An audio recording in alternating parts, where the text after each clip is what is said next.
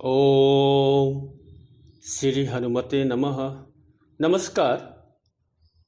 दुख कैसे दूर करें अंक 7 में आप सभी लोगों का स्वागत है।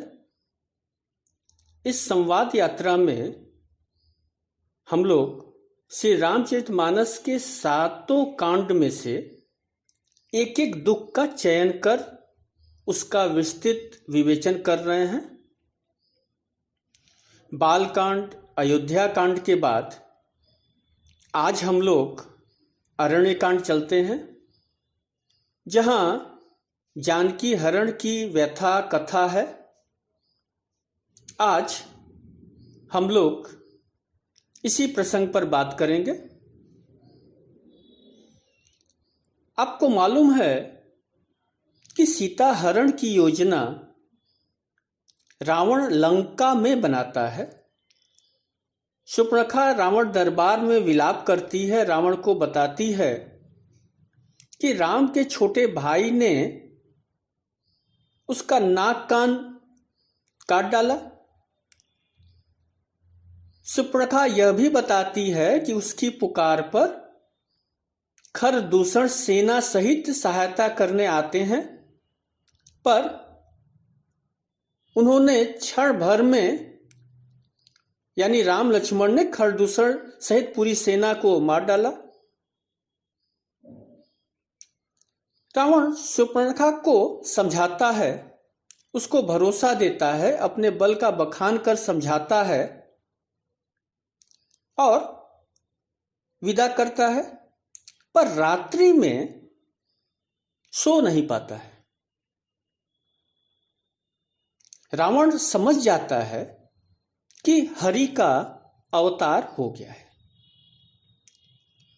क्योंकि खरदूषण को मारने वाला मनुष्य हो ही नहीं सकता।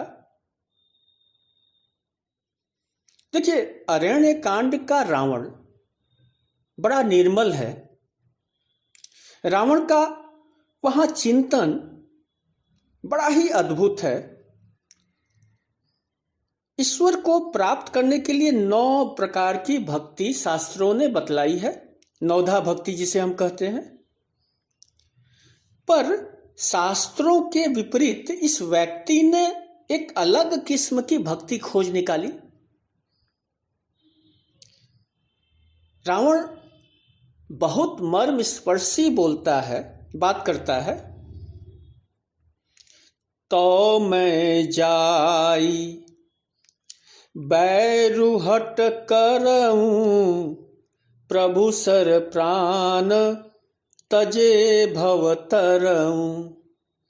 हो यही भजनु न तामस देहा, मन क्रम वचन मंत्र दृढ़ एहा। मैं वहां जाकर हठ पूर्वक वैर करूंगा। तो मैं जाई बैरु हठ ही करे, मैं हठ पूर्वक वैर करूंगा और प्रभु सर प्राण तजे भव तरऊ, प्रभु के वाण से प्राण छोड़कर भव सागर को तर जाऊंगा। क्योंकि वो जानता है कि उसे भजन नहीं हो सकेगा। हो यही भजन न तामस देहा, इस देह से वह भजन नहीं कर पाएगा। कितनी सच्चाई है रावण के विचार प्रक्रिया में। रावण देखिए कोई भ्रम नहीं पालता है। रावण की यह स्वीकारोक्ति है कि उससे भजन नहीं हो पाएगा, क्योंकि उसकी प्रवृत्ति तामसिक है। उसे तो सिर्फ मार काट ही आती है। अतः पाप के रास्ते ही ईश्वर को वह प्राप्त कर सकता है। और देखिए उसने यही किया। एक निंदनीय अपराध पर ध्यान दें। सीता हरण के पहले सीता के चरणों की ओर देखकर प्रणाम करता है। बाबा गोस्वामी तुलसीदास महाराज ने लिखा है, मन महु चरण बंदी सुख माना। मन महु चरण बंद सुख माना। पहले उसने मन से चरणों की ओर देखा और सुख प्राप्त किया। सीता जी के चरणों की वंदना करके उस सुख को प्राप्त करके फिर वो झपटकर माता सीता को रथ पर बैठाता है। लंका में भी वह सीता को महल में नहीं रखता है, बल्कि वाटिका में अशोक वृक्ष के नीचे रखता है। वहां सीता सशोक हैं, लेकिन अशोक के नीचे हैं। तो उसने हठ पूर्वक राम से वैर किया। राम को पाने का यह उपक्रम रावण जैसा विद्वान ही कर सकता था। इसीलिए मैंने इसे 10वीं भक्ति कहने का दुस्साहस किया। वह मन क्रम वचन से निश्चय करता है कि भजन के सहारे नहीं बल्कि पाप के सहारे वह ईश्वर को प्राप्त करेगा, और वह सफल भी होता है। हम लोग भी तो पाप करते हैं, बहुत सारे पाप करते हैं, पर उसमें सच्चाई नहीं होती। उस पाप को स्वीकारने में सच्चाई नहीं होती, बल्कि तर्कों से उदाहरण देकर हम कोशिश करते हैं कि वह पाप नहीं है। हम फिर प्रायश्चित भी खूब करते हैं, पर उसमें भी सच्चाई नहीं। हम पुण्य भी करते हैं, पर उसमें भी सच्चाई नहीं। मंदिर में प्रसाद चढ़ाएंगे, यज्ञ करेंगे, हवन करेंगे, दान करेंगे, लेकिन वो सिर्फ दिखावे के लिए। हृदय से हम कभी दान नहीं करते, हृदय से कभी पूजा नहीं करते। तो सच्चाई का अभाव है, हमारे पाप में भी अभाव है सच्चाई का। उसकी स्वीकारोक्ति हम नहीं करते। और हमारा निर्माता, हमारा परमपिता परमेश्वर आज तक नहीं समझ पाया कि हम चाह क्या रहे हैं। पाप भी कर रहे हैं, पुण्य भी कर रहे हैं, प्रायश्चित भी कर रहे हैं, और इसीलिए शायद वो हमें ठेल भी दिया है कि पुनः जन्म लो, पुनः मरण तुम्हारा हो, पुनः दुख में जियो। फिर सीता हरण की पूर्व पीठिका के अंतर्गत एक घटना और देखिए। रावण मारीच के पास जाता है और उससे कहता है, हो कपट मृग तुम छलकारी, जेहि विधि हरि आनौ निपनारी। मारीच, तुम कपट मृग बनो, कपटी मृग बनो, तुम कुछ छल करो जिससे मैं राजवधू यानी जानकी जी का हरण कर सकूं। जेहि विधि हरि आनौ नृप नारी।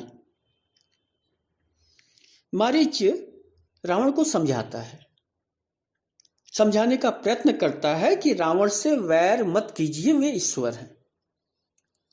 उन्हीं के मारने से मरना है और जिलाने से जीना होता है। यह संसार की व्यवस्था है। तासो तात बयर नहीं कीजे, मारे मारिय जियाए जीजे। और बताता है कि मुझे देखो, एक बार मैंने भी वैर किया था जब वे महामुनि विश्वामित्र के यज्ञ की रक्षा कर रहे थे, और उनके एक वाण से, जो कि फल रहित वाण था, उनके एक वाण से मैं 100 योजन दूर आ गिरा। तो आप भी अगर अपना हित चाहते हैं तो लौट जाइए। रावण बड़ा क्रोधित होता है, मारीच को गालियां देता है, दुर्वचन कहता है, और अब मारीच द्वंद्व में है कि किधर जाए। यहां बाबा ने मारीच का चिंतन बड़ा ही सुंदर व्यवहारिक रूप में प्रस्तुत किया है। तब मारीच हृदय अनुमाना, न वही विरोधे नहीं कल्याणा। शास्त्री मर्मी प्रभु सट धनी, वैद बंदी कवि भानस गुनी।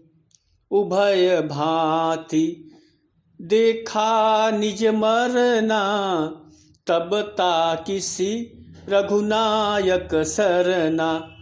उभय भांति देखा निज मरना।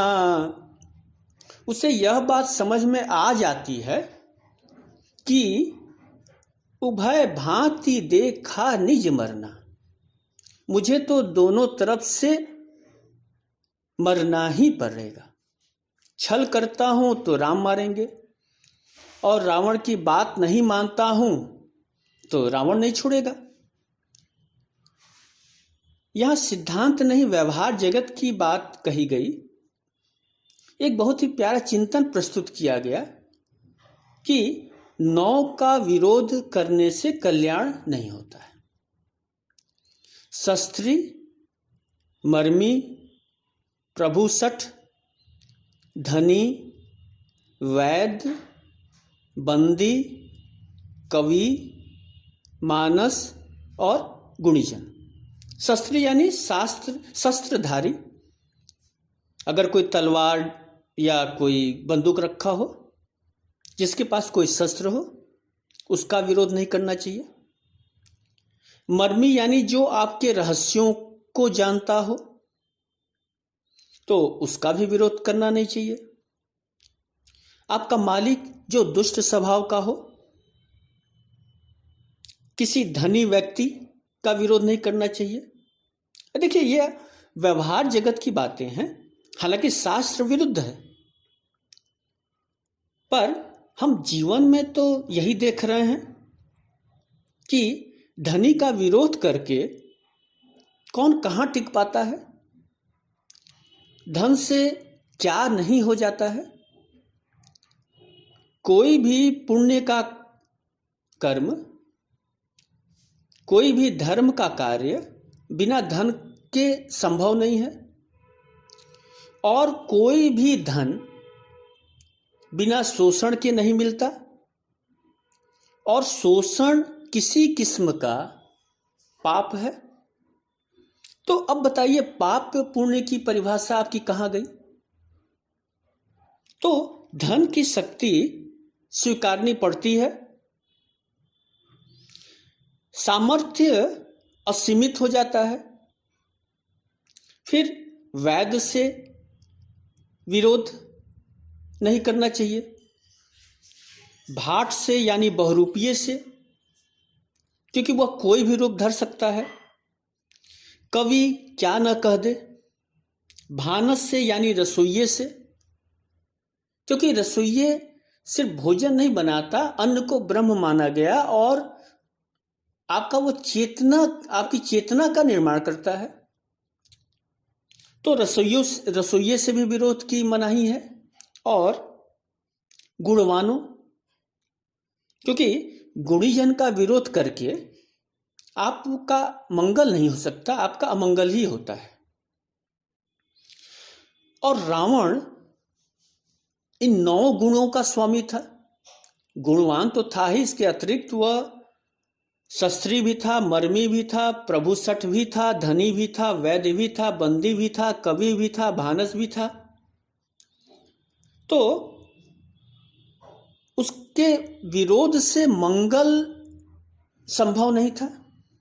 मारीच यह जान चुका था कि उभय बीच मरना, यह संसार ऐसे ही बना है। या तो आप हर पग पर दुख को झेलेंगे, क्योंकि इनसे पाला आपका पड़ेगा। आपको अपने संसार में शस्त्री, मर्मी, प्रभु सठ, धनी, वैद्य, बंदी, कवि, भानस, गुणीजन से नित्य ही संबंध बनाना पड़ता है। तो हम भागकर कहां जाएंगे? और मारीच बेचारा शांति से देखिए जंगल में बैठा था, लेकिन रावण उसे अपने पाप में भागीदार बना लेता है। और मारीच भी सोचता है कि जब दोनों तरफ से मृत्यु सुनिश्चित है तो क्यों न राम बाण से ही मरूं, पाप मार्ग से ही सही, पर ठाकुर की शरण में तो चलूं। नानक विचार है, ठाकुर तेरी शरणाई आया। तो संत ही शरण नहीं जाते हैं, पापी भी जाते हैं। अब बात सीता माता की कर ली जाए।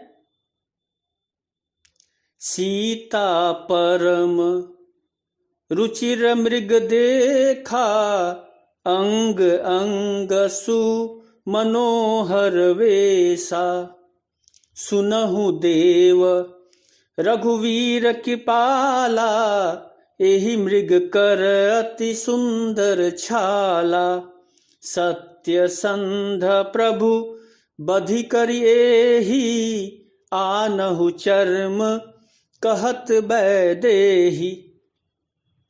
मारीच कपट से सोने का सुमनोहर रूप धरकर जहां राम लक्ष्मण सीता थे उसी के आसपास आ गया। इस सोने के मृग को न राम ने देखा न लक्ष्मण ने, सिर्फ सीता जी देख रही हैं। सीता परम रुचिर मृग देखा। अब देखिए, हम आंख से नहीं देखते हैं, यह भ्रम है कि हम आंख से देखते हैं, नाक से सूंघते हैं, कान से सुनते हैं, जीभ से रसास्वादन करते हैं, त्वचा से स्पर्श सुख ग्रहण करते हैं। ये पांचों इंद्रियां सिर्फ विलग विलग कर्म करती हैं। देखता तो मन है, सुनता तो मन है, रस लेता मन है, स्पर्श सुख लेता मन है। आंखें सिर्फ देखने का कार्य करती हैं।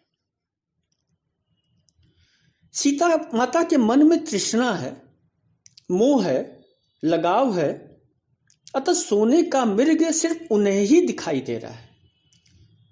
भगवान बुद्ध ने आज से 2-2500 साल पहले कहा था कि पहला दुख है, पहली बात यह है आर्य सत्य की दुख है, और दूसरी बात कि दुख का कारण है, और दुख का कारण तृष्णा है। मनुष्य की तृष्णा और इस मोह को दूर करके ही दुख से बचा जा सकता है। सीता के मन में तृष्णा है। सोने के मृग को देखकर वे मोहित होकर कहती हैं, सुनहु देव रघुवीर कृपाला, एहि मृग कर अति सुंदर छाला, सत्य संध प्रभु बधि कर एहि, आनहु चर्म कहति वै देहि। सीता माता हट कहती हैं कि हे सत्य प्रतिज्ञाधारी, यानी हे राम, इस स्वर्णमय हिरण को मारकर छाल चमड़ा ले आइए। यह सत्य की दुहाई माता दे रही हैं। देखिए, असत्य बातों में सत्य की दुहाई दी जाती है। हमारे न्यायालयों में देखिए, सत्य की शपथ लेकर ही झूठ बोला जाता है। स्वर्णमय मृग से मोहित सीता सत्य की दुहाई देती हैं, क्योंकि उसमें छली मृग में उन्हें सत्य दिख रहा है। और जब सात्विक जीवन में तामसिक तत्वों का प्रवेश होता है तो सबसे पहले सत्य की परिभाषा पुनर्निर्धारित की जाती है। गांजा पीने वालों को पहली महफिल देखिए ध्यान से शुरू होती है। आप ध्यान दें कि छल सत्य का आभास कराता है, और जितना ज्यादा आभास कराता है उतना ही छल सफल होता है। माता के जीवन में दुख को आना था, क्योंकि उनका चित्त मोहित हो चुका था और तृष्णा ने जन्म ले लिया था। और देखिए, सीता की सोने के मृग को पाने की इच्छा ने उन्हें सोने की लंका तक पहुंचा दिया। सोने की लंका में जाकर कैद हो गई। संत प्रश्न उठाते हैं कि आखिर हनुमान जी ने सोने की लंका में आग क्यों लगाई, क्योंकि राम जी ने तो आदेश नहीं दिया था। तो संत ही समाधान देते हैं कि यह दृष्टांत उपलब्ध कराया गया कि सोने को एक तुच्छ बानर भी जला सकता है, और हनुमान तो उलट पलट कर लंका जा रहा, बढ़िया से लंका को जला दिया, क्योंकि माता को मानसिक रूप से मुक्त करना था। यह संदेश देना था कि हे माता, अब स्वर्ण में मन आपका अभी तक तो अगर निकल जाना चाहिए, लगा हो तो ये लो हमने भस्म कर दिया। तो एक मानसिक इलाज संत कहते हैं प्रभु ने किया। तो अरण्य कांड का दुख तृष्णा जनित था, सती प्रसंग मृत्यु जनित दुख था, राम वन गमन परिवार जनित दुख था। पर दुख तो दुख है, इस दुख से माता दुखी हुई। और माता, हालांकि अरण्य कांड में माता के दुखों की चर्चा कम है, यहाँ प्रभु विलाप की चर्चा अरण्य कांड में ज्यादा है। माता के दुखों की चर्चा सुंदर कांड में है। एक प्रश्न आपके दिमाग में आ सकता है कि अयोध्या कांड में तो राम जी बड़े समदर्शी थे, सुख में दुख, दुख में सुख खोज रहे थे, सम थे। अब यहाँ क्यों विलाप कर रहे हैं? उनका ज्ञान क्या अरण्य कांड में आके क्षीण हो गया? हम साधारण लोग ऐसे ही सोचते हैं। देखिए, प्रभु श्री राम मुख्य रूप से 2 बार श्री रामचरितमानस के अनुसार विलाप करते हुए दिखते हैं। एक सीता हरण के बाद और दूसरी बार जब लक्ष्मण जी को शक्ति लगती है। अयोध्या कांड में जो हुआ वो परिवार के अंदर का दुख था, परिवार से ही दुख मिला था, अतः स्वीकार कर लिया। क्योंकि किससे लड़ते, किसको परास्त करते? पर सीता हरण शक्ति लगने का प्रसंग बाहरी दुख था, दुख बाहर से आया था, अतः वे वहां विलाप भी करते हैं, स्थितियों का सामना भी करते हैं। वहां वे चुपचाप सहते नहीं हैं, प्रतिकार करते हैं। और यही संदेश प्रभु ने हम सभी को दिया है। तो आज बस इतना ही, अब समय नहीं है, फिर हम लोग